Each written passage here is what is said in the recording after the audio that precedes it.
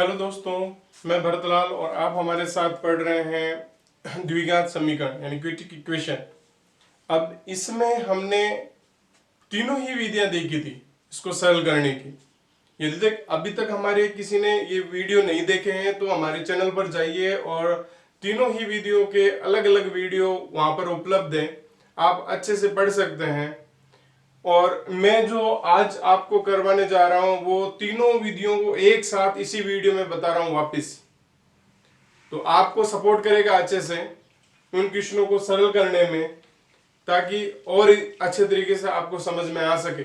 लेकिन यदि हमारे चैनल को अभी तक सब्सक्राइब नहीं किया तो बिल्कुल करें और साथ के साथ औरों तक भी पहुंचाएं, क्योंकि आपको अलग अलग वीडियो आप तक उपलब्ध कराते हुए मैटर को अच्छे से आप तक भेजने का प्रयास किया जाता है। और हमारी टेक्निकल टीम भी बहुत अच्छे से आपके लिए प्रयास कर रही है। फ्यूचर में हम और भी कंटेंट आपके लिए लेके आएंगे जो कि आपके लिए सुविधाजनक हो। तो हमारे से जुड़े रहें और वीडियो अगर अच्छा लगता है तो लाइक भी करें और साथ के साथ कमेंट्स करें और हम कंटिन्यू करते हैं। देखो, इसे मैं पहले ही जो गुणनखंड विधि बताई थी उससे करने का प्रयास करता हूं। देखो, गुणनखंड विधि में हम जब x के गुणांक को ऐसे दो भागों में बांटना होता है कि जोड़े तो वापिस ये आ जाए और इंटू करे तो इनके बराबर आ जाए। ठीक है, तो देखो इंटू करने पर तो देखो जोड़ने पर तो हमें चाहिए बी स्क्वायर माइनस AC और इंटू करने पर हमें चाहिए माइनस के बी स्क्वायर AC।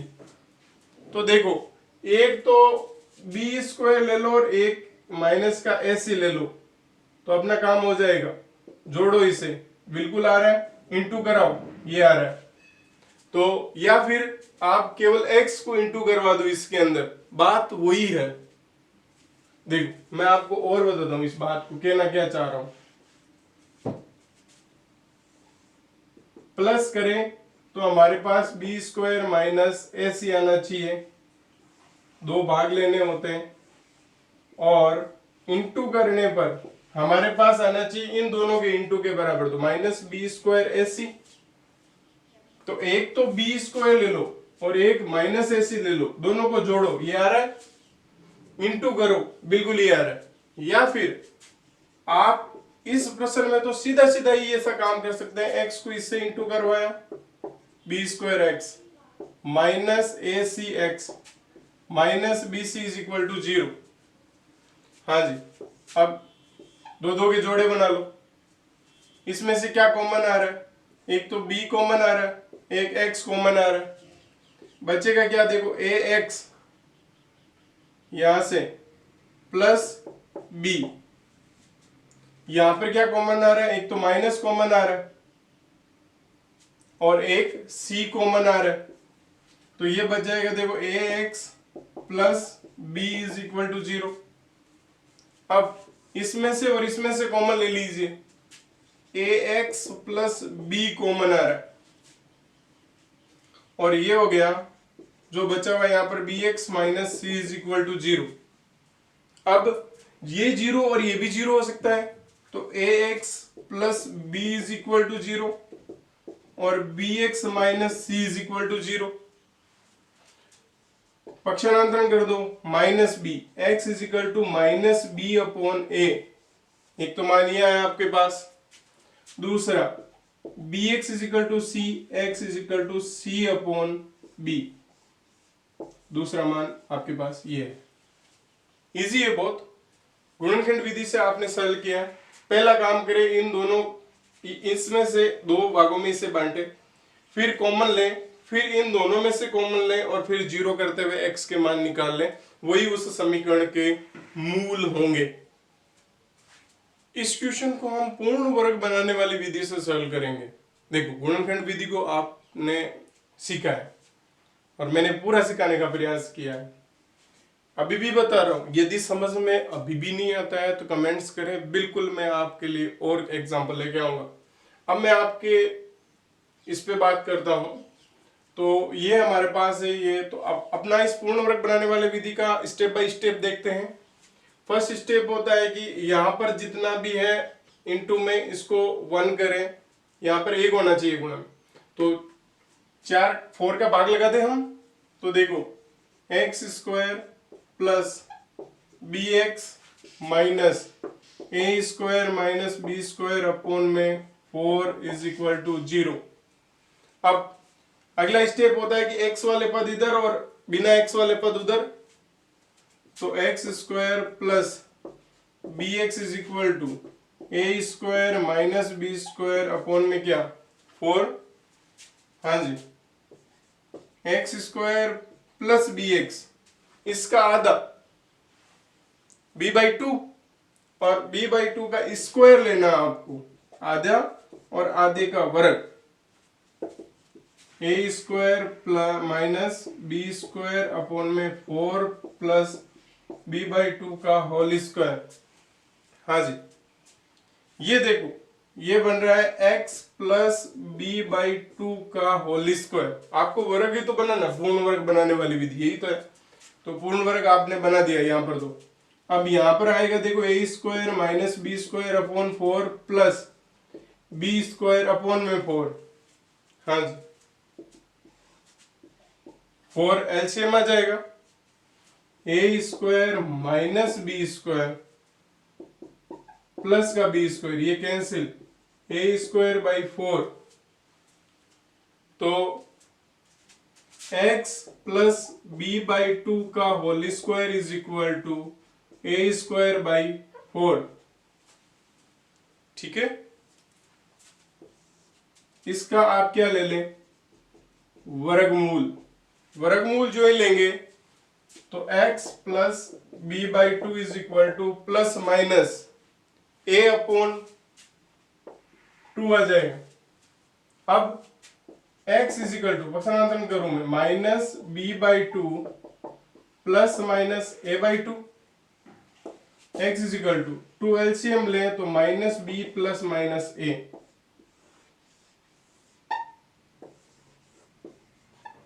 ये इस क्वेश्चन का आंसर है। इसे हम श्री धराचार्य सूत्र से यानी कि द्विघाती सूत्र से हम करेंगे। हमने अभी तक 2 क्वेश्चन लिए थे, उसमें हमने 2 विधियों से इसको सॉल्व करके बताया था, जो कि द्विघात समीकरण हमारे पास था।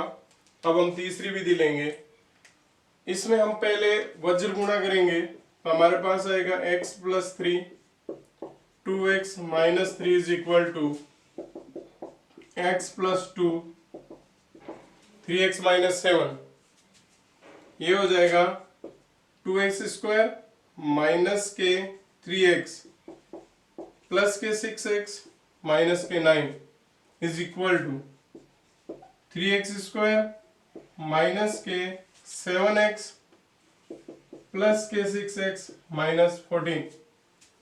हाँ जी, ये हो जाएगा 2x स्क्वायर प्लस के 3x माइनस के 9 is equal to 3x square minus x minus 14। अब पक्षांतरण करेंगे हम, तो 3x square minus 2x square minus x minus के 3x माइनस के 14 प्लस के 9 इज इक्वल टू 0, तो ये हो जाएगा x स्क्वायर, यहां से तो यहां से हो जाएगा माइनस के 4x और ये 5 माइनस के इज इक्वल टू 0। जहां आपके पास अगर a की बात की जाए तो 1 है, b की बात की जाए तो -4 है और c की बात की जाए तो -5 है। अब ये abc कहां से है, तो abc आपके द्विघात समीकरण का यदि व्यापक रूप लिया जाए ax square plus bx plus c is equal to 0, तो इसकी तुलना करा के ये लिए गए हैं। अब हम द्विघाती सूत्र लिखेंगे, या जिसे श्री धराचार्य सूत्र भी बोलते हैं, जो कि होता है x is equal to minus b plus minus under root of b square minus 4ac upon 2a।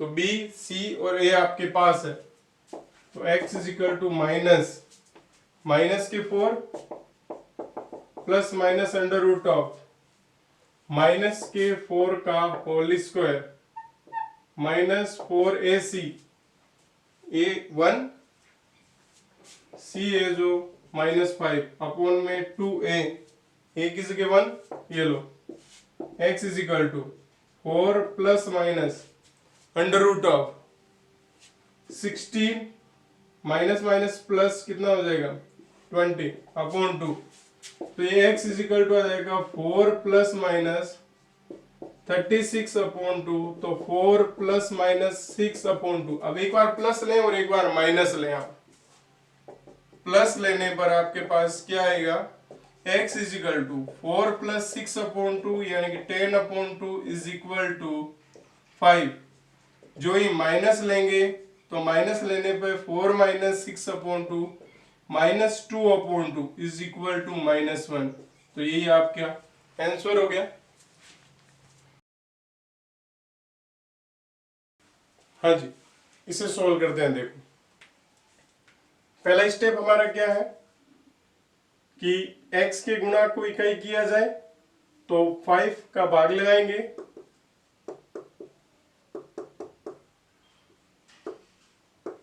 जो ही भाग लगाएंगे तो हमारे पास आएगा x square minus 6/5x minus के 2/5 इज इक्वल टू 0।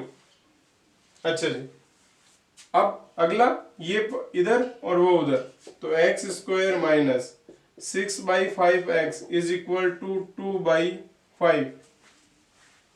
ठीक है, अब बात करते हैं इसके आधे का वर्ग, तो इसका आधा कितना होगा। देखो हालांकि आपके हमेशा मैंने ये कहा है कि इसको 2 से इंटू करवाना है, तो बिल्कुल आप इसको 2 से ही इंटू करवाएंगे, तो 2 से इंटू करवाएंगे तो ये आ जाएगा आपके 3/5। बस इतना ही ध्यान रखना है, क्योंकि यहाँ पर 2 से डिवाइड हो रहा है बस, और कुछ नहीं है। 2 का भाग लग रहा है ना इसमें, तो 2 का जो ही भाग लग रहा है तो ये 3/5 हो गया, यानी कि 3/5।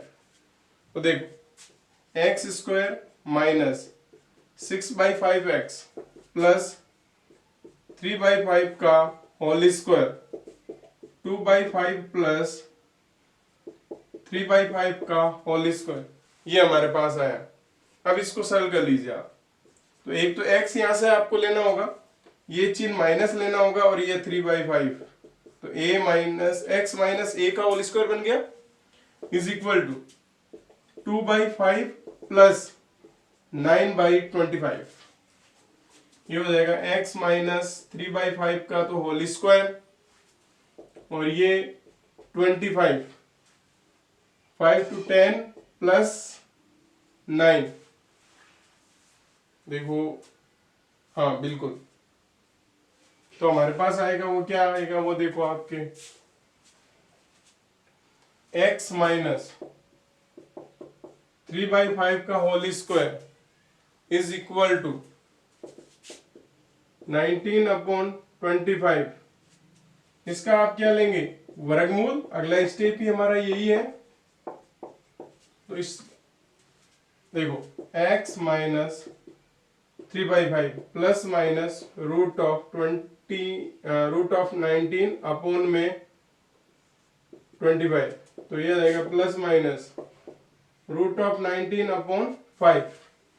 अब एक बार प्लस लें और एक बार माइनस लें, या फिर आप इसे इस प्रकार भी लिख सकते हैं। देखो मैं इस 3/5 को उधर ले जाता हूं, तो एक बार प्लस और एक बार माइनस से आपके आना वैसे यही है, तो 5 3 plus minus root of 90।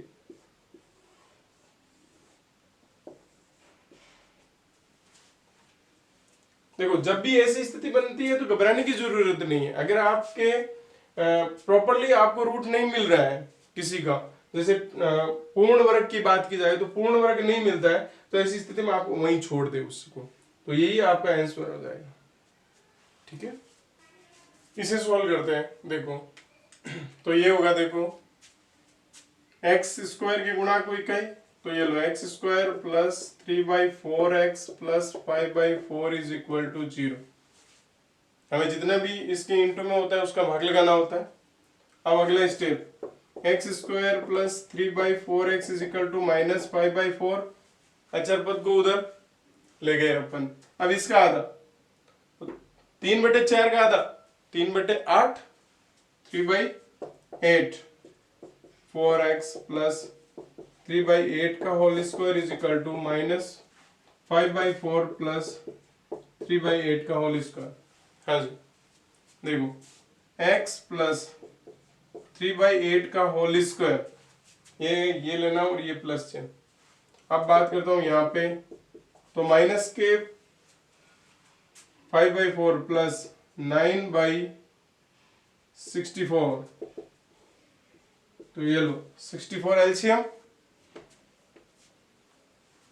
Minus के 18 प्लस के 9 माइनस के 71/64, ये स्थिति बन रही है। देखो हाँ जी, अब आपके पास ये मान माइनस में है, तो ध्यान दीजिएगा 3/8 का whole square is equal to plus minus root of, ये अंडर रूट ऑफ माइनस में आएगा मान, जो कि आपके मूल मिल रहे हैं वो काल्पनिक मिल रहे हैं, वास्तविक नहीं मिल रहे, तो लिख देंगे अपन ये यहां पर समीकरण के मूल वास्तविक नहीं है। देखो कहने का अर्थ ये हुआ कि जब भी आपके पास ये मान माइनस में मिलता है तो उसका रूट कराएंगे तो ये मान माइनस में आएगा, और माइनस में हमेशा काल्पनिक राशि मिलती है, वास्तविक नहीं। तो ऐसी स्थिति में जो हमें समीकरण दिया हुआ है उसके मूल वास्तविक नहीं होके काल्पनिक है, तो आपको यहीं तक सरल करके ये लिख देना होता है कि वास्तविक नहीं है, आगे सोल्व करने की आपको जरूरत नहीं है। ये आगे बड़ी क्लासों के स्टैंडर्ड की बात है। 11th में जब आप मैथमेटिक्स लोगे तो बिल्कुल आप वहां पर देखेंगे कि काल्पनिक मानों को भी निकाला जाता है और फिर उसका रिलेशन देखा जाता है। तो हमें यहाँ तक यही करना है कि लास्ट में ये लिख देना है कि वास्तविक मूल नहीं है।